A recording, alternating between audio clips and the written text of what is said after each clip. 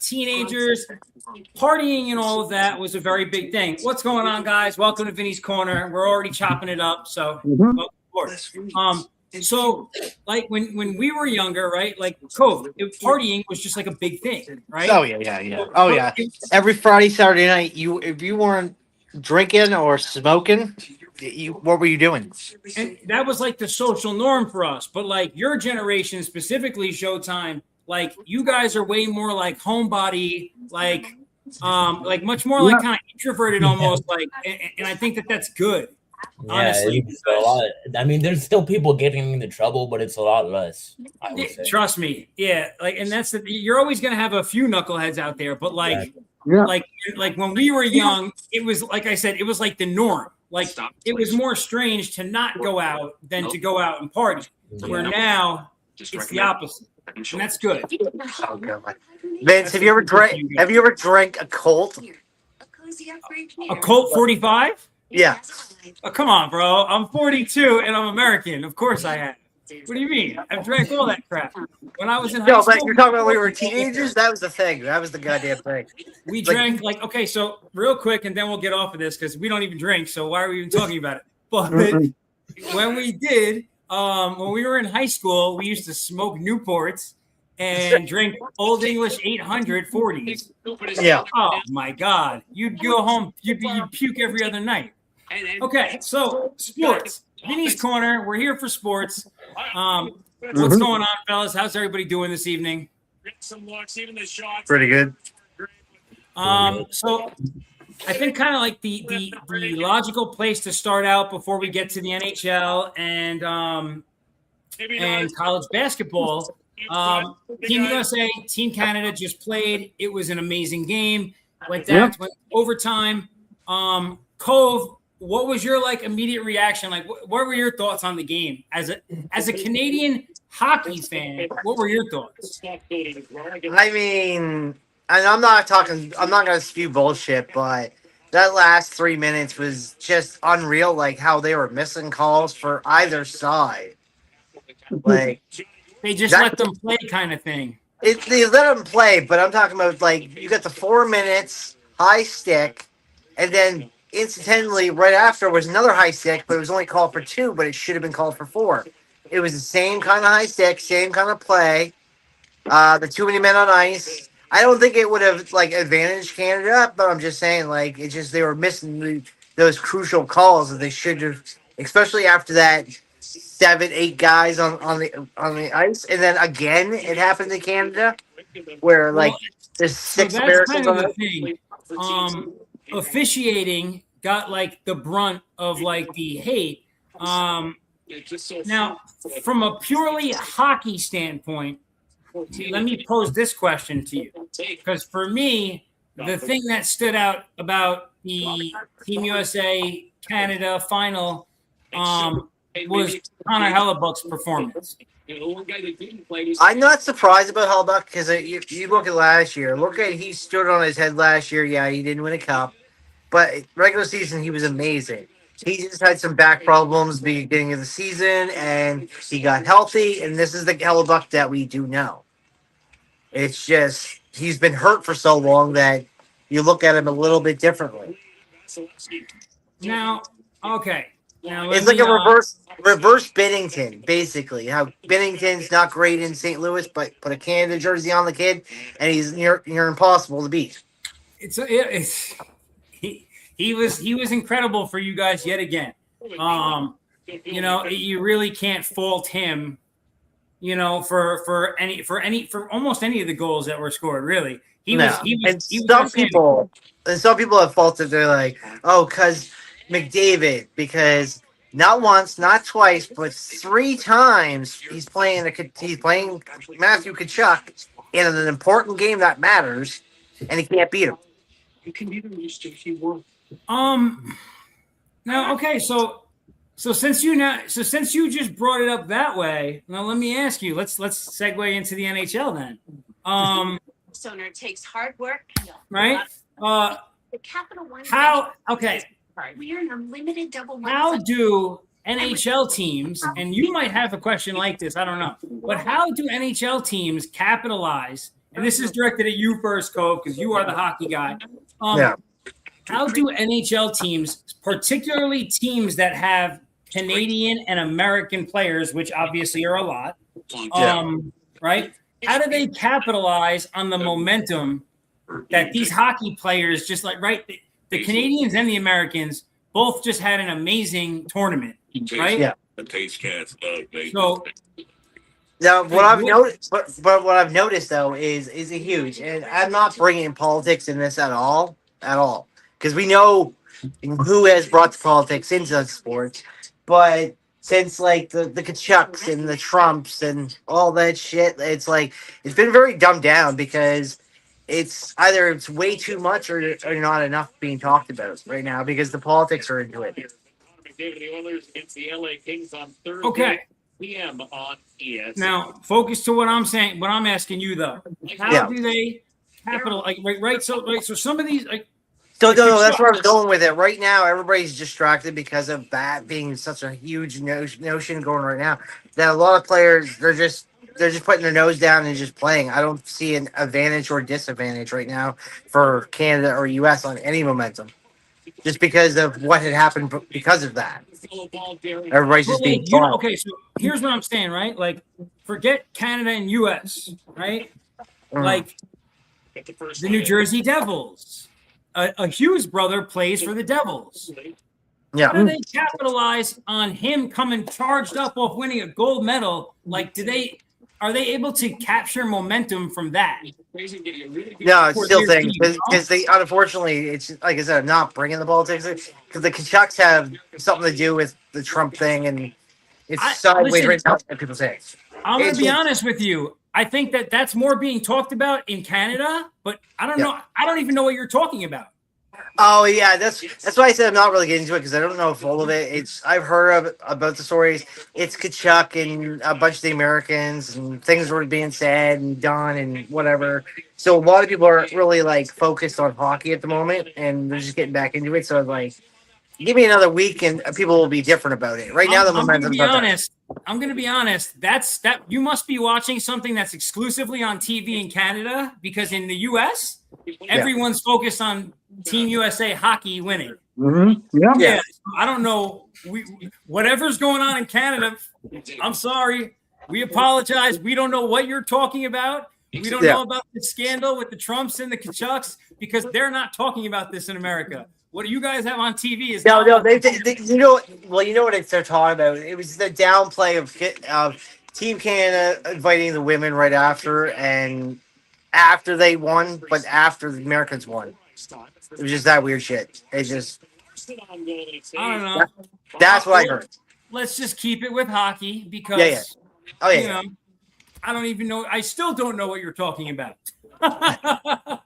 All right, so you got questions. Let's get through your hockey questions, and then what we like is to hear what your power rankings are on the current standings in the NHL as we approach the trade deadline. Right? All right, so take it away, Cove. You're up. So, with the NHL returning to action after the All-Star break, the Olympic break, how will the pace of games and playoff races change? It's similar to what you're asking, but I'm not really focused on players, just talking about teams. Like, how will they like Buffalo had a good streak going in before this? Will they continue this streak? Like, that's where I'm going with everything. Like, how do you think this is going to affect the teams going forward? Getting their teams back and ready to go back on the ice, and some had a rest, like all the Russians did, things like that, right? In my opinion, the players coming out of the tournament are at an advantage, not a disadvantage. Right? Like, guys who just won gold and silver medals are charged up and just played an awesome tournament. The other guys have been sitting cold. So, I don't know. To me, I think that the advantage definitely comes from, not resting. Like going into the All-Star break, Buffalo has a nice little hot streak going. They want their players on the ice during the All-Star break because they don't want them coming back cold when they're in the middle of a hot streak. Yeah, see, Buffalo had a good advantage to that because Luukkonen did not show up for Finland because of a back a bad back, and this 2 weeks could have helped him, and Luka didn't come in hot. And the thing is, like, I love how people start talking about, like the coldness, right? A couple days off or a week off in between playoffs or whatever. I've noticed now, even in baseball and other sports, they still practice hard and they still go full tilt even when they're off. So, like, they're always ready to go. These boys are ready, 100% ready to go, whether you haven't seen them for 4 or 5 days or not. I practice live game action. I don't know.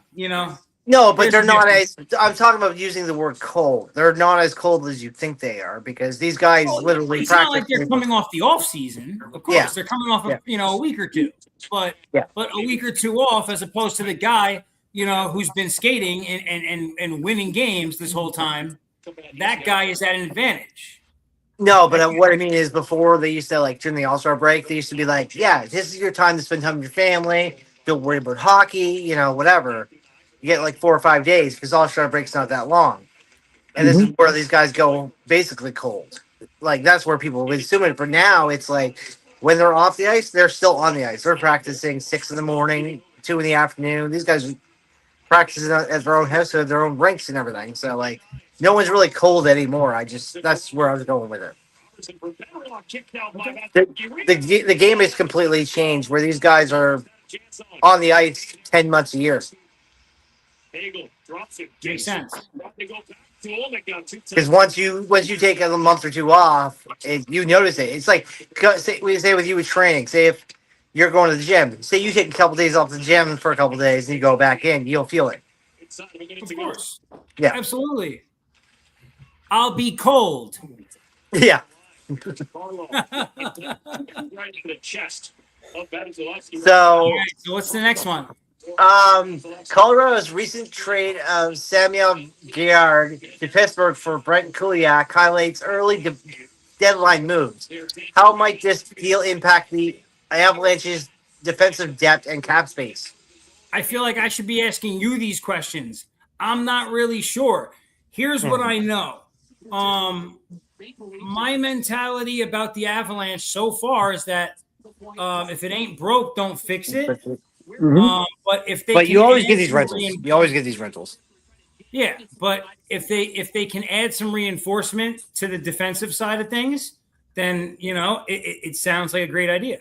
Well, yeah, that's what I mean. You always notice something. You might need a third line D because this third line D is just really not working out. So it's just minor tweaks. Some guys go full in. Some guys don't really do much at all. There's a lot of teams do you think it was a good move? I mean, for the way the Avalanche, this is where I'm looking at this. The way the Avalanche are playing this season, I think they are strategically moving pieces that they need to move. So I wouldn't go against their knowledge of making this move that this makes sense for them right now. If these guys were like a 15 and like these guys, the Winnipeg Jets, who are at 15 wins, I would question it. But where they are right now, I really wouldn't question the move. You see the question mark forming over my head? So ultimately, Yeah. to you, in your humble opinion, was this a solid move for the Avs? I think it was a solid move just because I watched Colorado, and like I said, he's one of those players that really wasn't there when he was supposed to be there or doing what he was supposed to. So I think getting rid of a piece that's not really working, especially since they've lost a lot more games than they've before the beginning of the season, like 1 or 2 losses. Now they've got like 4 or 5. And it comes down to guys like that who are just fumbling their plays, right? So this is where they have to move players and see what works because they need it for the playoffs. Just because I was telling you before how these teams that win 60, 70 games a year, they flake out in the first round. They do not want to see that happening. Okay. So they're trying to make moves to. So I think this move is going to help them get past the first round. All right, so let me ask you this: is there a team that's like This spring, you expect to make the playoffs, right? Yeah. That is one move before the trade deadline away from making a deep playoff? I think the Kraken could. The Kraken could. Oh, we'll see. Only paying for what you need. Okay, so Caleb says the Kraken. Yeah. Yeah. You might be moderate to severe obstructive. Tell me more. What do you think? They need more offensive play. What I heard from Hot Take Show is that they need more offensive players. Daytime sleepiness is a drag. They need more offense. So, okay. And, and like, I feel bad because, like, sometimes I know things, but I haven't been keeping up as much as I should with some of this stuff. And so, in my mind, I'm like, I'm trying, like, I know the Kraken, they're like they're above 500, right? They have 20. They're above 500, yeah. So they're okay. They're not like a bad shaped team. No, Okay. I said no. No, but that kind of goes with what my next question that kind of anybody can answer on this one is as the trade freeze is lifted and the trade deadline on March 6th is less than 2 weeks away, what teams do you think will become buyers or sellers, basically? Okay, so Caleb is saying that the Kraken should be buyers, Yep. right? And he's right. He's right. They're in third place in the Pacific, so he's not wrong about that at all, right? And because so if you actually look at look at the top three teams in the Pacific, the Kraken have 27 wins. So do the Golden Knights, and the Oilers have 28. So like that whole division is kind of like open. Your T-Mobile bill for a better deal. That's a So I think that they would be a smart example of being a buyer. I don't need to check. I have a few. Like I have the Wild. They're looking for a second line center right now because they want to line up with like Trocheck, Kadri, Coyle, O'Reilly. Like these guys are like potential targets. And I've heard about Trocheck a bit about Minnesota and Trocheck. Like they might go after him. Colorado is seeking a third line center, and I believe because of Devin Towers and Lansdale going out. So I think that's why they made this move for Brett Kulak because they need a frontline center. This is where the move they had to make to fix that spot because of two guys being injured, right? And they were looking at Nicholas Roy. There was a couple guys they were looking at. The Hurricanes are another one. They're looking at Kadri or Steven Stamkos is a possibility because people forget Stamkos is in Nashville right now, and it's like he's unheard of right now. So maybe Stamkos can get himself back into a playoff team and get his name back out there. The Penguins, they are sellers because they're looking to drop Erik Karlsson because he's got a $10 million option and ABA of like $11.5 million. So they're looking to drop this contract because they lost Crosby for 4 weeks. So that's pretty much putting Pittsburgh out of the playoffs in every which way possible. I was just about to ask you, like, if the playoffs started today, they're in the playoffs. Yeah. So now you think that because Crosby's now out for the next month, that they're going to say, screw this, we're not going to be able to do this without him, and they're going to sell off? I think Carlson's being sold off because Carlson is aging anyways. Carlson's been around in the league. It's just an aging, expensive contract. Yeah, so I think that's just the thing is they need to get Crosby's going to be out in next year or two, possibly. Might be sooner, might be later, depending on injuries. Then you have Carlson. So like they have aging contracts that they're going to look at because they're going to have to like draft new guys and they're going to need some money. So. And the other one is the LA Kings are looking to possibly take Pettersson out of Vancouver because of Kevin Fiala's injury that he's gone for the season.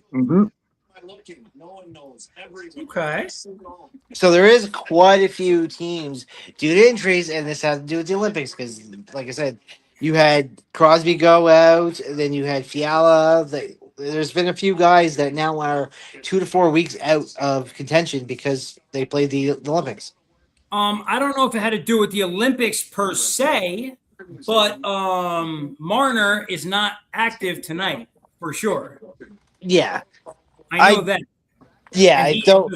so that's another. So I don't think the Golden Knights got any of their Olympic players back. If I'm No. hold on, let me double check that. But I know Vegas Hockey Freak had posted something about that earlier. They might still be Mhm. waiting on their players. Yeah, Mhm. yeah. Yep. There's a transition period where it's just like it just might happen where it's like a day or so. They just might need a rest. Like they played hard. You're talking about some of these Golden Knights players that played really Well, hard, like Marner and stuff like that. Marner, Eichel, and Stone were Yeah. all in the gold medal game. Yeah, and like I said, they put but this is the where I was getting at was these are type of players that put their body into it, so they need an Oh, extra yeah. gift. It's not just that they're playing; they're putting their whole body. Like when And- Mark Stone was slapping things, like you were like, oh, he was putting momentum behind that. Like like dude, chill for a second because you might throw a muscle out. Well, But yeah. So they he was shooting bombs. So hockey is definitely like it should be like this in any sport, right? But hockey is Yeah. definitely a prime example of where it's like playing soccer. Yeah.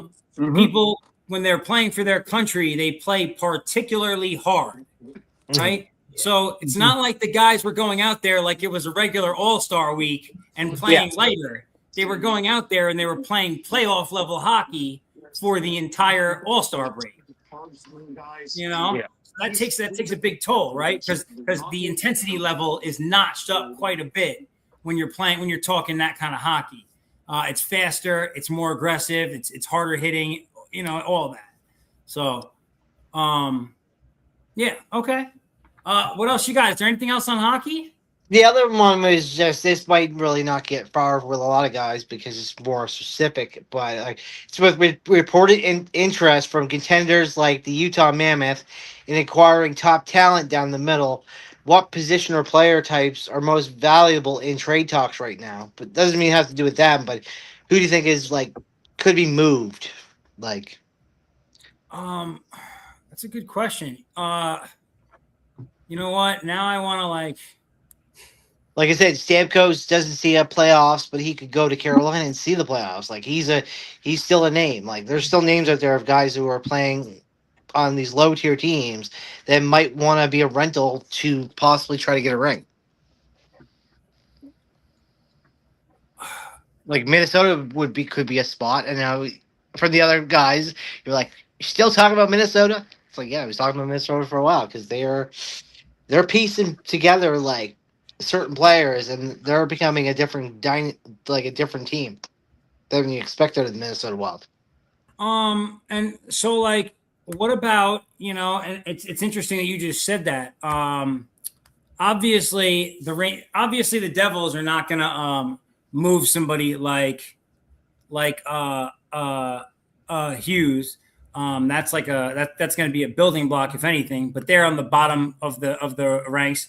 But what about a team like the Rangers? Yes, the Rangers are looking to be sellers because they're like a Panarin. Like what happens with a Panarin? Panarin. That's a great, you know what I mean? That's a great, to me, that would be a great boost to any team's offensive, right? So that, but there are some definite teams like to me, the Rangers are a team like, even though they were good the last couple of years, it almost feels like they're closer to a rebuild than I don't know. It feels like something's completely broken there. So I don't know. And you see what Brian just sent. He said Robert Thomas of the Blues might get traded also. Oh yes. There was a couple of Blues that we were talking about, me and Brian one night, and we were talking about them being possible. The Blues making one or two moves for, just move some contracts and whatnot. Thomas would be an interesting move because he's just one of those players. It's not like a Crosby, but it's just like he's been there for a while. They want to keep him for a minute before they have to really trade him. He's one of those guys where you just don't really want to trade him. Yeah, that makes sense. I'm I'm just running through. I'm literally running through the Rangers roster at the moment, just looking at what people are there. But yeah, I think that probably the best choice off rip, like I said, would have been, or maybe Lafreniere also. Lafreniere is a possibility, but I don't know if they're ready to move from that kid yet, or the right package for that kid.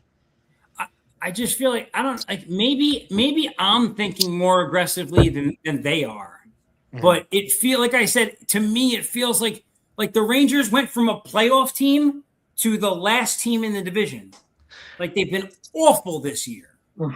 But that's Right? like Chris Klein, like or whatever his name is. When they traded him, that identity just left them for a minute, and they have not Kreider? figured. Kreider, yeah, Chris Kreider. Yeah, when they traded Kreider took out a heart of like that roster. I don't know what had happened. It was like the Detroit Anaheim trade was right around then, and you didn't know how it was going to work by trading tendies, and then you got Kreider moved, and then just New York, you're just like, wow, it's like it's a different atmosphere now. And then they lost Anthony Panarin, but he was a contract that they needed to dump because he was there for money. He was like, pay me $50 million or I'm not staying. So he had no interest of staying with the Rangers, and so now they got rid of that. And that's the reason to me, like that kind of felt like the reason why, because like Kreider was like the preamble to that, right? Yeah. And I just don't understand the whole thing because if you look at Anaheim now, right, like it's like what they took from the Rangers, they like literally, right? Yeah. It's working on the Ducks now. Yeah. You know what I mean? Like they're now in contention for the playoffs because of it. Right? That's how it feels to me almost. I don't know.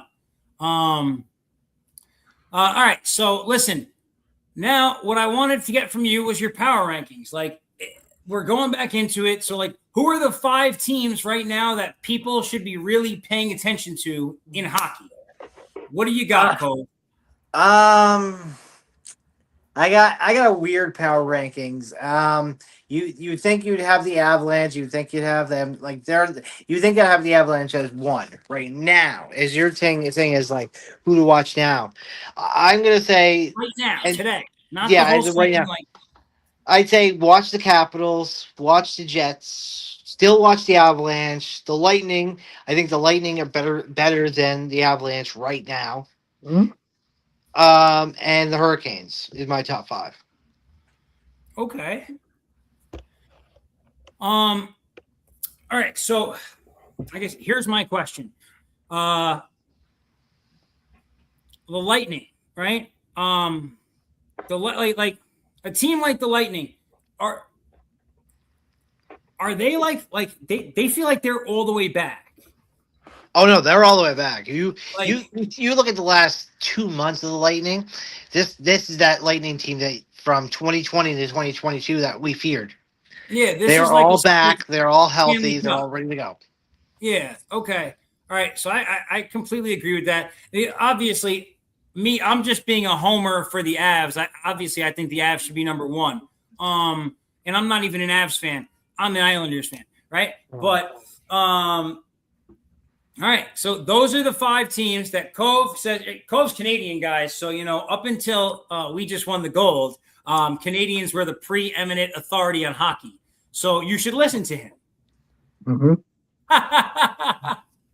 I know, Cove. I'm sorry. I had to take a gold medal shot. Just yeah, I know. You I was like, you dusted off from a gold after 46 years, and I'm like, we'll just dust off our other 7.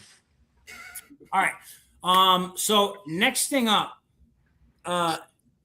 NCAA March Madness is coming, right? It's almost that time of year. Yeah. Literally, March 1st is on Sunday. So we're now how many weeks out are we from the tournament? Let me see here. Let's see. Hold on. Like, what's the starting date? March 15th, 16th. When do these games begin? Everybody's Googling things right now. So, guys, I was telling these guys. It's starting the 17th. So we're like 1, So 2, just like almost like a little less than 3 weeks away. a little less than 3 March weeks. Yep. 15th, April 6th. So March 15th is going to be selection, right? Yeah. Selection. Yeah. Okay, selection Sunday and all that. Okay, so We gotta remember plans. Plans are the day before. Mhm. yeah, I so think so, yes. Yeah, so but basically, we're in the pre-tournaments though. All these tournaments are happening the next 2 weeks for yeah, the rankings. all the conference championships and all Yeah, that are going to be conference going down the championship, next 2 yep. weeks. So what I was explaining to Caleb earlier, right? I'm a New York City kid, whatever. When my family moved out of the city, we moved to Long Island. We lived just outside of Queens, like a 20-minute drive from St. John's. So I grew up very fond of St. John's basketball. Mhm. I sat down to get on the laptop to start talking with you guys tonight, and I'm like, oh, St. John's is playing. Let me turn the game on. So I turned the TV on, and St. John's is losing 36-70. I was like, oh. And mind you, Cove, they're supposed to be the number 15 team in the country. Yeah. But they're getting blown out by another team in their division, in their conference before the tournament, before they even get to the tournament. Yeah. So, all right. So before we jump into like any other like questions or anything, I just wanted to turn it over to my guy Showtime here. Showtime has his top 10. So, All right. I think Duke is obviously the best team in college basketball. Yep, best number now, 1. okay. So I'm gonna start asking you questions as you put each team. So number 1's Duke, right? Yeah. For people who are not familiar, like who are like the stars of Duke Cam basketball Boozer, this season? Boozer, yep. Boozer's son. They have 2 Boozers on the team. Cam Boozer's like a top 3 consensus pick. Yep. So And Carlos then- Boozer from the NBA, Yeah, exactly. formerly, his kids are now Duke college stars, Star. Yeah.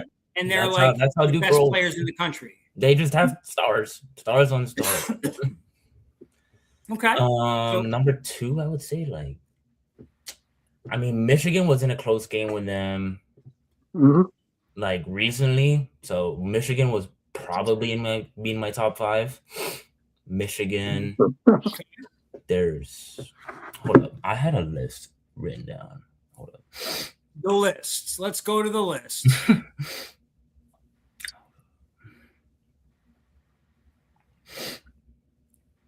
Yo, Showtime. See, like he got the whole Miami vibe jersey Yeah. on. Like, those are the best. The Air Max 97s and the Air Max 98s that in the Miami colors. So Yeah. drip. Love those. They don't compare to my Stone Cold cutoff though. Yep, for sure. Florida is always really good in the tournament.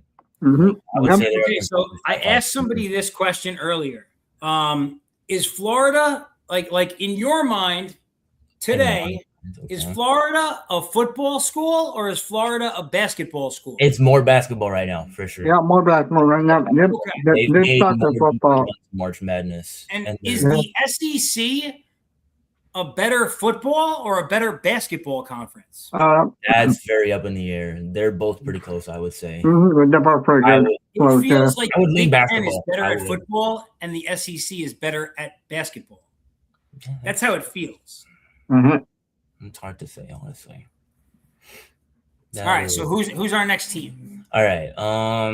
Like top 10, Kansas is a team to watch because they have a top 3 projected pick in Darren Peterson. He's he's a top 3 consensus pick, but there's a narrative with him that he doesn't like play in the second half because he just doesn't care. But it's like he's been managing an injury all year. I feel like he'll turn it on in March Madness to like kind of silence haters. Okay. Or sell his draft stock. Exactly. It could be one That's or what, the yeah, other. right. He got to turn it up for the tournament. Exactly. So it's like a make or break for him because he's only been playing like, in the first half, then he subs himself out. Listen, you got all these teams in the NBA tanking right now because And then they apparently see this that. is like the deepest first round Oh, draft that's picks in the history. Insanely good class. Like, I mean, teams are just blowing it and not even caring. They're like, no, we need to get one of those top 10 picks. Yeah. Like, Yeah. and it doesn't have to be number one. Like, apparently, it's You so just have good to that, get in like, and you can make a run. Exactly. that's crazy. All right, so who we got after Kansas? Kansas. Houston's a pretty good team. Houston. What's their issue this season? Like, they were the team last year. Now it feels like they're kind of feels like they just don't really ever make it far, honestly. Like they've made some like Elite 8 runs, but they just don't ever really make it to the championship. well, they made it, right? Didn't they make it to the championship last year? Oh shit, I'm tripping. Yeah, And they lost. You're right. But Shit, my bad. this is my question, right? Now, that team, their major issue was, right? They were an incredible defensive team, but their offense at times, they didn't have the offensive firepower to compete with like a Florida, right? No. Was this season just like, because are of they Walter regressing Clayton last even year more? in the tournament, he just went off, and that shifted it.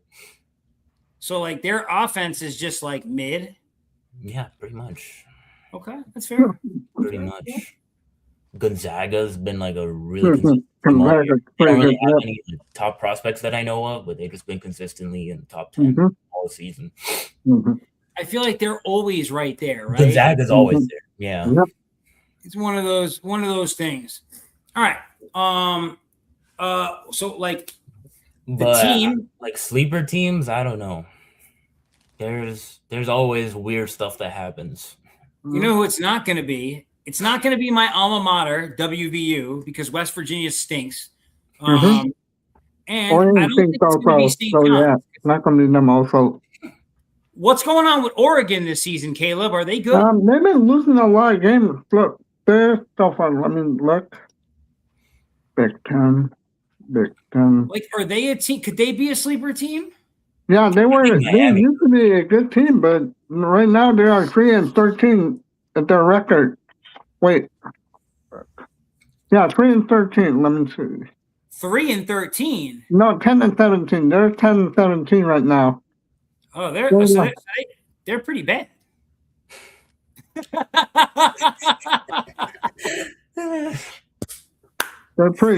Yeah. Yeah. Okay. Listen, it happens. It happens. All right. There's also like UNC and BYU. They have like top consensus prospects. What's the kid's name on BYU? Themselves in the playoffs. Debanza or something to that effect? Yeah, UNC star Caleb Wilson is out until pretty much March Madness. So we'll see when he gets back and if that could help him make a run in the playoffs because they've made runs. Kind of a random question. What happened to the girl, the female USC basketball player? Juju Watkins? No. Yeah, Juju That Watkins. hurt herself. Really? What happened? Like, her leg out last year? What happened to her? Yeah, I think she's back this year. Isn't she supposed to be back? Is she? I think she might be or not. I'm not. I can't say I know about that. I don't know. I'll have to look into that. Yeah. Because I haven't heard. You know what? I don't even know. Like, I don't know when like college basketball, like women's basketball, is going on. Yeah, I'm completely out of the cycle with that. I don't even like. I realized I was thinking this yesterday. I was like, is the WNBA going on right now? When does that happen? I have no idea. But I keep up with women's like combat sports, not really the other stuff. So, all right, Cove, back to you, my friend. You got some baseball stuff going on there, I'm sure. And we got guys here. Everybody loves baseball, so we got a Miami Marlins fan here. Yep. We got a Seattle Mariners fan here. We got a salty Yankees fan here, and we got Cove, the White Sox fan. Yeah. The upstart White Sox. Wow. So what's going on with baseball season? It's here. Like I've been watching I've low key been watching spring training online. Watching it, but It's very weird. Very weird. So I watching got spring quite a few questions. They're all like one ringer off questions. So we can go through like 10 in a minute, basically. So for the Astros, how good is Tatsuya Yamaya? Do you think how good do you think this kid's going to be for Houston? I don't think he'll be Yamamoto type good or like Roki Sasaki type bad last year because Roki Sasaki had like a lot of hype and he just was completely awful. I mean, But Sasaki kind of didn't he get kind better of he towards the fluked out. playoffs? He fluked out, pretty much. But he wasn't what he was supposed to be. No, not at all. So you think he's going to be average? I think he'll be average. Yeah, I don't think he'll be bad. I don't think he'll be great. He'll just be average. No. I'm like preconditioned to assume that when I hear a Japanese name, that he's nice at baseball. Mhm. I'll get there. You know, I think he's going to be a star. Now, Yeah, I that's know fair Vince enough. will be different about this one because I know he'll have an opinion. But is Bobby Witt Jr. queuing up an MVP season this season?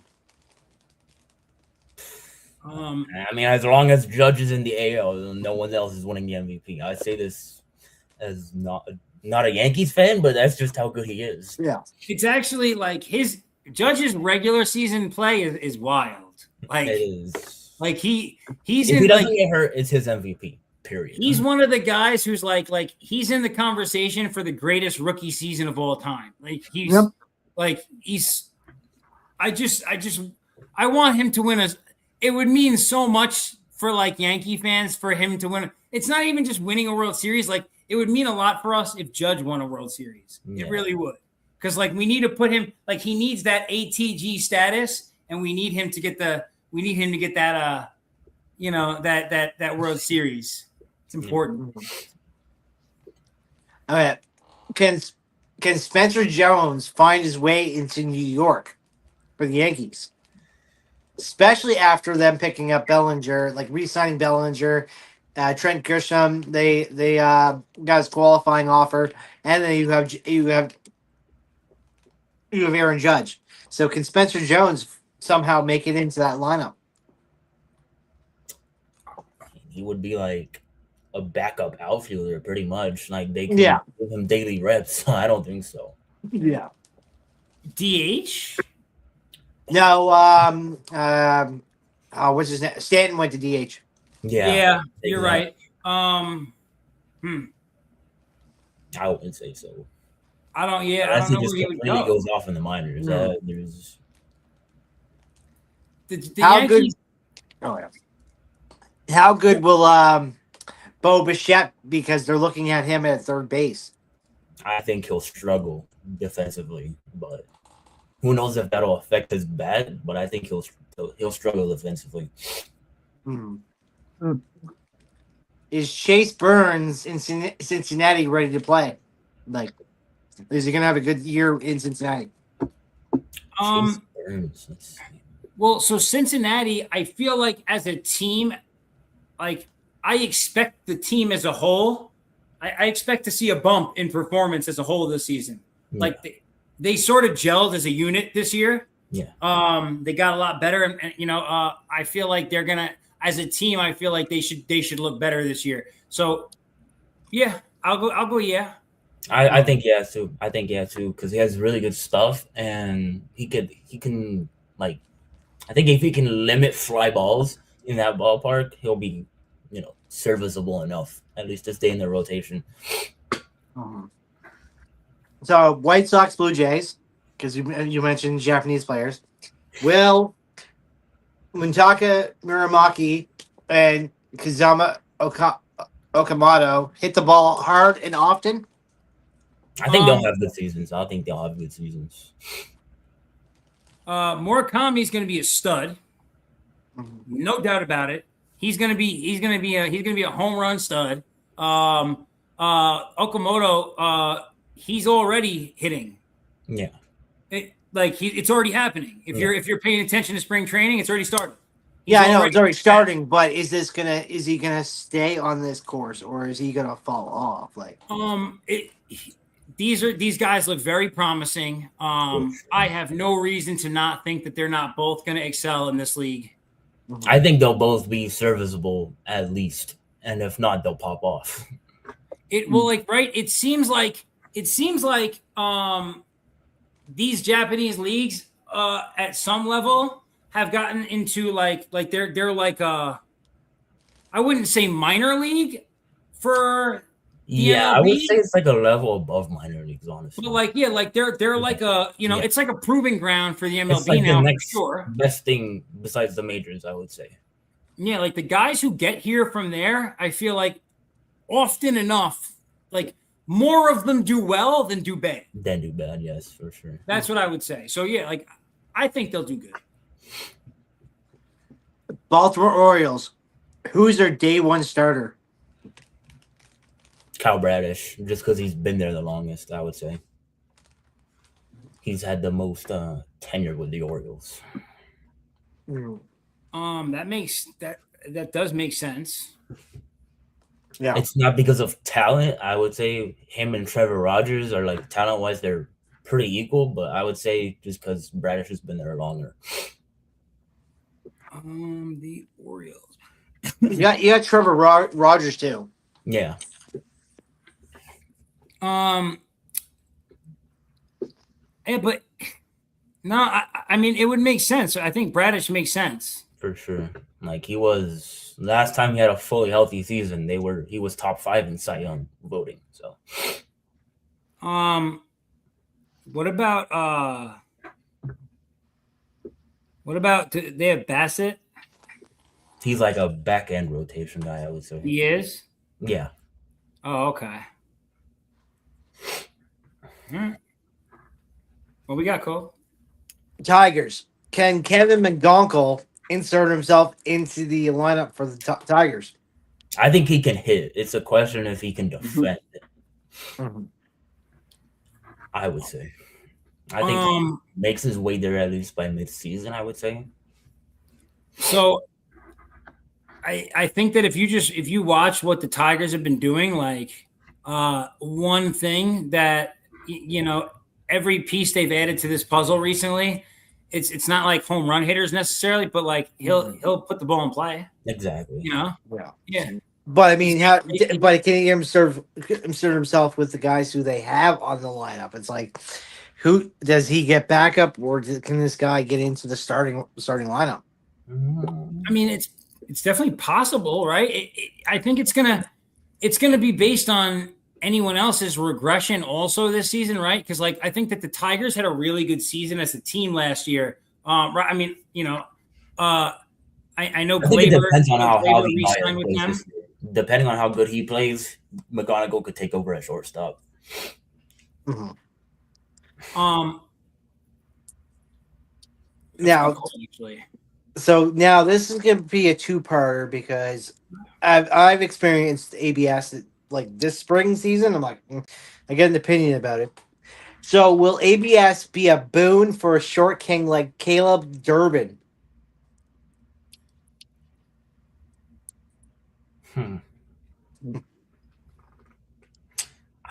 I don't. I'm really iffy about ABS. Like I like it and I don't. So Cove, you sent something about that today, about the ABS today. Oh yeah. Do you want to just like expand on what you sent?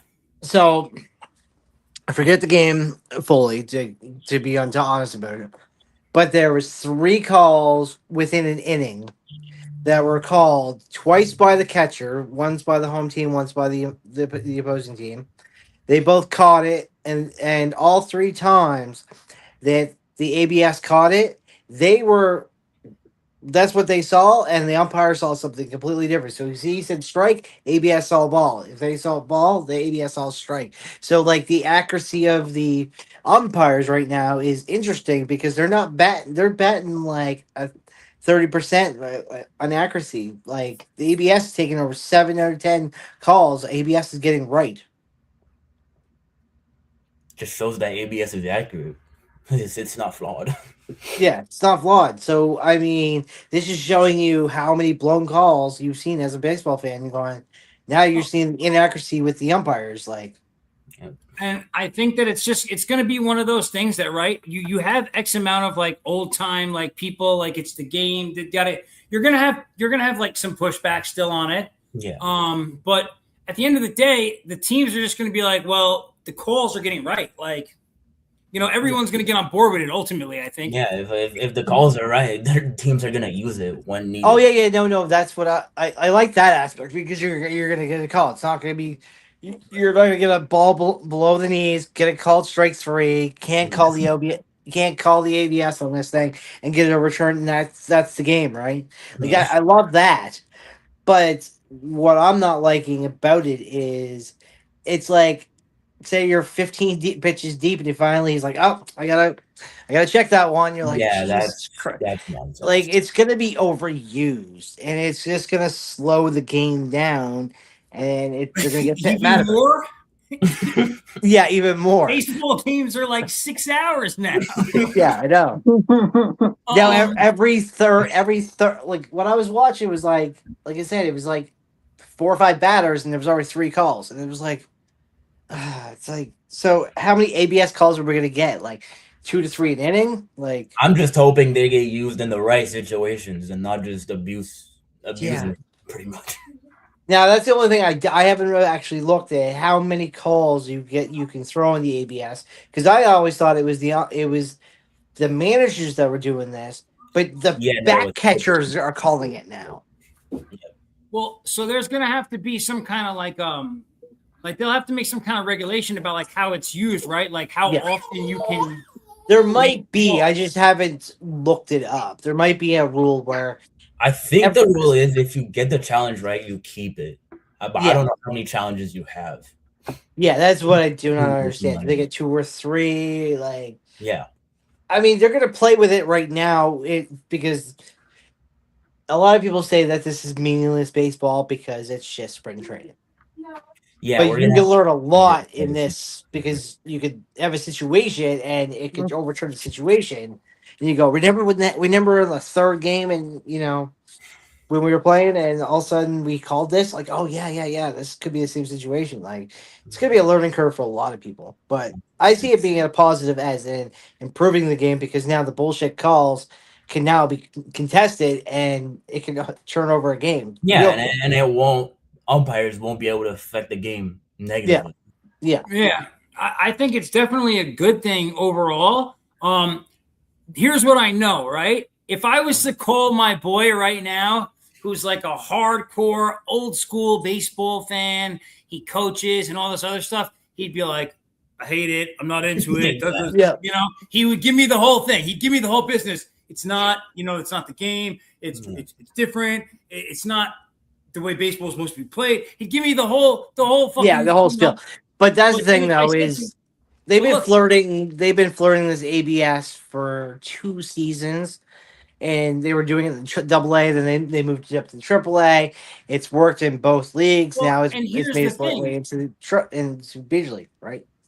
Listen, his son plays pitch, his son is a pitcher, right? Yeah. So I'm like, well, if your son had access to this and was getting, multiple more strikes called because of the accuracy of the machine, right? Mm-hmm. Like that'd be a good thing, wouldn't it?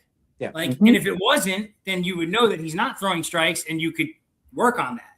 Yeah. So that's a good thing, right? Yeah. And he was like, well, I guess so, but I don't know. I just don't know. Like, you just get the pushback. You get the old school pushback. This will be the last one I got for you, but it's going to be very interesting because I don't know how you feel about this. Not the Dodgers or reverse. We'll go with the Angels. Can the veterans actually improve the LA Angels? They're just the Angels. Well, who's the veterans? Mike Trout? You got Trout, and they picked up quite a few different I think it was like Soler they picked up. That was last season, I believe, yeah. Yeah, but now they have like an overloading veteran leadership in that organization right now, who they picked up. Like I was talking to Drama about it, and Drama was like, "Are you really talking with the Angels?" I'm like, "Yeah, I'm actually talking with the Angels." Like, I think that they could compete this year with the team that they have right now on paper. I would say that probably the biggest threat to the roster is the age of it. Yeah, and Mike Trout, if he can stay healthy. Right, and that could be the issue for half that roster. Yeah. So right now they have in the rotation is they got Kikuchi, they got Soriano, Detmers, Rodriguez, Dana, and Alex Manoah is their starting five. I mean, I would say that's better than they have last year, but Grayson Rodriguez hasn't proven he can stay healthy. That's the thing. Yeah. He's good. He's good when he is healthy. Exactly. And so, listen, this is okay. Let me say it like this. This is what it sounds like. This team has the potential, right? If all the chips fall in the right direction, they make the playoffs. This is that kind of a team. Yeah, like a wild They've got card. the leadership. They've got some of the pieces. Yeah. They have some, right? So I'm just gonna finish off with it. It was Chris Taylor I was talking about. So they got Chris Taylor, Yohan Makata. You got Zach Nato. I'm trying to think. Taylor could also play left field, but they got Matthew Lugo, Mike Trout, and Lugo. Yeah. Matthew Lugo. I think that's their outside of Chris Taylor. That's their other best left fielder is Matthew Lugo. They have Joe Adele too that had a break. Yeah, Joe Adele, but I mean, you can hit or miss with that guy, right? Yeah. So I go with him. You're like Soler and Trotter, they're DHs, right? Yeah. So you play Trotter right field. You got Jorge Soler and Isn't there conversation that Trout's gonna play center field and DH or no? No, he's going back to right. Oh, okay. Oh yeah, no, he's going to center. Yeah, Joe Adele's moving to right. So Chris Taylor's supposed to go to left. Joe Adele's going to go to right, and Mike Trout's going to go to center. Right. And then you got Jorge Soler in DH. DH, yeah. Like it feels weird to me that Trout would be moving to center. Yeah, that doesn't make sense. Like that's going to put more stress on his body, not less. I think he needs to challenge him though. I think that's what he's got to do. Like, okay. I mean, okay, as a player standard, from going right field, you're tossing the first base, or you're tossing the third, or you're tossing home. But center, you really gotta you really only tossing the second or the short, really. So it's like from a throwing standpoint, okay, yeah, makes sense. So Trout doesn't gotta make that toss all the way home. Yeah. But he's got to cover more ground. Like the fielding area is larger. The outfield. He's covering, but I think that's where he's been lacking because there has been a lot of right field action for him when he's been healthy, and a lot more in the center. So I find the center he'll just keep moving, and he's got an aging body, and it's like me. I played, as you guys didn't know, I finished playing semi-professional like after 30 years, from like kid till I was 35 years old. So I played 30 years of baseball, and I got to the point where I was like, my body couldn't take it anymore. Like, and I was a shortstop, and I went to center field, and it was the most relaxing because when I go left or right, I couldn't play it. I was like, if I'm gonna be left or right, I'm gonna just quit. I moved to center because it was less stress on my body, as a 35-year-old male at the time when I was doing it. That's interesting. Because right, you see how like we thought completely different. That's interesting. I would say maybe he's trying to move back to center field just to be more engaged in the game. Like, maybe that'll help him have like a bounce back year because he stayed healthy last year, but he really didn't play up to how good he has been. Plus most center fielders have the control of the outfielder. Yeah, maybe you got your left and right. If he's on the right, he's trying to yell at his left fielder to be like, "Yeah, come in." You can't hear him. So, like setting him at center, he can verbalize the game because there's no defensive shifts anymore, right? In baseball, really. So, like he's got to verbalize it, and he's got the best of both worlds by being in center. For sure, that makes sense. Okay. For sure. That's all I got, man. Yeah. I mean, the ABS is really interesting because, like I said, ABS is going to be an interesting thing as, like you said, about is it going to be used for the right thing? And then But my whole thing, revisit it like as the Yeah. like. So think about we'll like have to revisit all last season year. because we'll be talking about it, right? Yeah, so like last year when the torpedo bat entered the picture, right? Yeah. We readdressed the conversation every other week, basically. Oh yeah, we've always done that, especially Yeah, when the we'll pitch clock talk about this changed. all And season. yeah, this is You know? we got 162 games to go through. Yeah, So. just a couple. 162 for each team. You know, it works out to more games than that because there's more because I'm following one team, he's following one. You know. Oh yeah. When you go across the league, you're like, oh Jesus. I told my wife yesterday. I was like, honey, because so last year my MLB TV subscription was free. Yeah. So I was like, honey, I think I'm gonna renew that subscription. I kind of liked it. It's so much baseball. Like No, I can awesome. just walk in my door at any time of day, and there's always games on. Yeah. Yeah. That's The awesome. one thing I was gonna get you about that is because you've talked about it, is to understand the game about ball. You got to look at the transactions that And- teams make in a run of a day, and you're like, your brain will just explode. You know, I With all was the literally while we were on hockey, I was in the transactions for hockey. I do that for every sport. Mhm. But specifically like this time of year, like it's just right in spring training. You got to see what players are getting moved up and down. Like some people are getting called up at this time of season. Some guys are getting sent back out. Yeah. Like You really got to pay when it comes to baseball. You really got to pay attention to the top 100. Yeah. That is what changes our game, 100%. Because I'm not going to knock right now on any other sport, but baseball does something that no other sport has ever done, and they've never even thought about it. You don't trade draft picks in baseball. They've never done it, and you have to do a minimum of 4 years of minor league service before they'll even think about even putting you up in the show.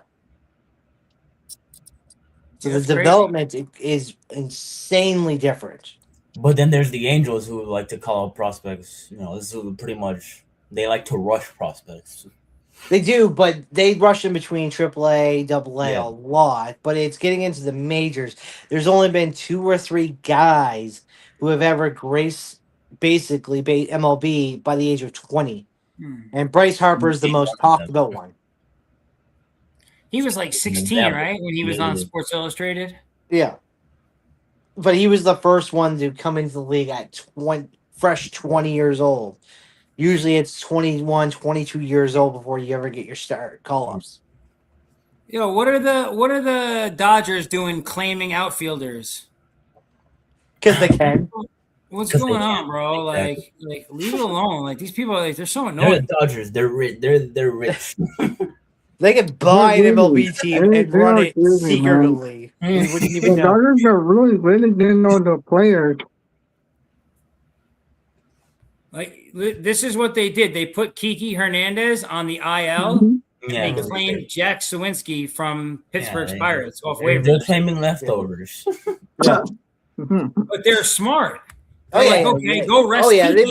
they meticulously they're Mhm. back-to-back champions. We haven't seen a back-to-back MLB champion in a long time. Dude, in Yeah. years since the Yankees. Yeah, Mhm. what was it, 98, 99? Yeah. That dynasty? Oh yeah. This is the, as you say, the MVP. This is the fucking World Series. We got to take. We have 29 teams going to try to shut down the Dodgers Dude, before a three-peat. It's going to be interesting. I would like to see the NL Win a pennant. Yeah. I would just like to see the NL solve this problem in house. Yeah. Leave the American League alone. Just beat them. Send somebody else from the NL. Can't the Phillies or somebody just get this done? And the Yankees are one of our, we'll meet you there. Okay, but we don't the NL just needs to handle this Dodgers problem for us. The American League The Blue wants Jays no were part right of it. there. They were right there. The Blue Jays. Mhm. Bro. The calls in the ninth inning that cost the Blue Jays so much. And I'm not talking about Game 7. I'm talking about Game No, yeah. 6. Game The 6. ball stuck in the fucking. God damn it! The ump even like dislodged it. It was not stuck. Like I don't understand that. He was like, wait. Like everything went the Dodgers' way to win that series, pretty much. Oh yeah, They were yeah. on the brink, and it took like a Miguel Rojas homer. Like who would have thought to tie the game? That's listen. The Oh, did you universe see- was conspiring against everyone else. Have It was you only seen for the Dodgers. meme about Canada where they almost scored on US? Hellebuck got the stick out, and then they have the Jays where he's touching home plate and he's getting thrown out. That's amazing. I gotta go find it. If you see Yeah. it, send it to me. That Yeah, sounds yeah, amazing. It's That got sounds amazing. it's got him sliding at home plate with his foot on the fucking bag as he's getting thrown out, and then the save that basically saved fucking USA to win the gold. Yeah. Listen, it is that time of night. It's about time to shut it down, guys. But this is actually a perfect, like, since you just brought that up, yo, I want to say this. I was not alive the last time the United States won a gold medal. Yeah, in no, hockey. 1980. I wasn't Right? alive either. I know. Well, I know you guys were younger. But I was not even alive yet. Like, dude, I got like teary eyed watching them. Like my wife came out of the shower because it was like the game started at 5 a.m. here or something. My wife came out of the shower. It was like dumb early, and she's like, "I guess they won." I was like, I was so charged up, and I just wanted to share that, like, as a fan of hockey, as an American, it was just like it was surreal. It was awesome. As a hockey guy, you've gotten to see your team win it before. You know, in my 42 years, that was the first time I saw Team USA win that medal, and that was awesome. It was so cool. I really appreciate, and we may not see it again for another 42 years. You know, I know Canada is not going to take lightly to this. The Ranger curse? No. dude. But all right, We're in the listen, Ranger colors. Yeah. that's all we got this week on Vinny's Corner. Thank you guys for tuning in with us. My guy Caleb, my guy Showtime, and my guy Cove, thank you guys for pulling up. I will have this live on Spotify. I think I forgot to add last week's. So I'll have a bunch of stuff on Spotify if anyone wants to check it out. And we'll be back next week to talk more of this March Madness stuff. I'm gonna hound my guy Showtime to get some more information, and we'll do our thing. All right. I'll see you guys next I might week. get more information too. For sure. And it's not going to be about Oregon because they're not even going to make the tournament. No, they're not. They're definitely not. They're not going to make All right, it. Definitely. Everybody, you guys take care. Take care.